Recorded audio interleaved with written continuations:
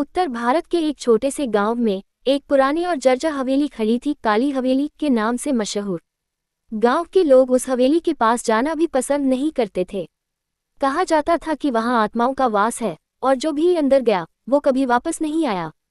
लेकिन कहानी की शुरुआत होती है एक निडर पत्रकार आरव से। आरव को रहस्यमयी जगहों पर जाकर उनकी सच्चाई उजागर करना पसंद था। जब उसने काली हवेली के बारे में सुना तो उसमें उत्सुकता जाग उठी। गांव पहुंचने के बाद आरव ने लोगों से हवेली के बारे में पूछा। कुछ ने डर से मुंह फेर लिया तो कुछ ने कहा, बाबा वहां मत जाना। रात को औरत के रोने की आवाज आती है और हवेली से अजीब सी रोशनी निकलती है। लेकिन आरव कहाँ मानने वाला था। उसी रात वो कैमरा और टॉर्च लेकर हवेली की ओर निकल पड़ा। जैसे ही आरव ने भारी दरवाजा खोला, एक अजीब सी ठंडक उसके शरीर में दौड़ गई। हवेली में धूल की मोटी परतें थीं और दीवारों पर समय के निशान साफ दिखते थे। मगर सबसे हैरानी की बात यह थी कि एक कमरे में दिया जल रहा था। यहाँ कोई है, आरव ने आवाज लगाई, लेकिन कोई उत्तर नहीं मिला। वो धीरे धीरे अंदर गया और देखा कि कमरे के कोने में एक पुराना झूला था जो अपने आप हिल रहा था। तभी अचानक एक औरत की हल्की सी सिसकने की आवाज आई। आरव की सांसें थम गईं, पर उसने कैमरा चालू रखा और उस आवाज की दिशा में बढ़ा। रहस्य खुलता है। आवाज उसे हवेली के तहखाने की ओर ले गई।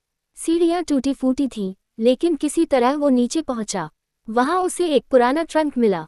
ट्रंक खोलते ही उसमें कुछ पुराने कागज, एक डायरी और एक लड़की की तस्वीर मिली। तस्वीर के पीछे लिखा था, अनामिका 1932। मुझे बंद कर दिया गया है। मेरी चीखें कोई नहीं सुनता। मुझे इस हवेली में जिंदा दफना दिया गया है क्योंकि मैंने मालिक के बेटे से प्यार किया। अब मैं यहाँ से कभी बाहर नहीं जा सकती। अनामिका। आरव स्तब्ध रह गया। तभी एक ठंडी हवा का झोंका आया और दरवाजा अपने आप बंद हो गया। कैमरे की बैटरी खत्म हो गई और टॉर्च भी बंद हो गई। अंधेरे में एक परछाई सामने आई। उसकी आंखें चमक रही थीं। वह अनामिका की आत्मा थी। तुम यहाँ क्यों आए हो? एक गूंजती हुई आवाज आई। आरव कांपते हुए बोला, मैं तुम्हारी सच्चाई सबको बताना चाहता हूँ। कुछ पल की खामोशी के बाद आत्मा बोली, तो मेरी आत्मा को मुक्ति दिलाओ।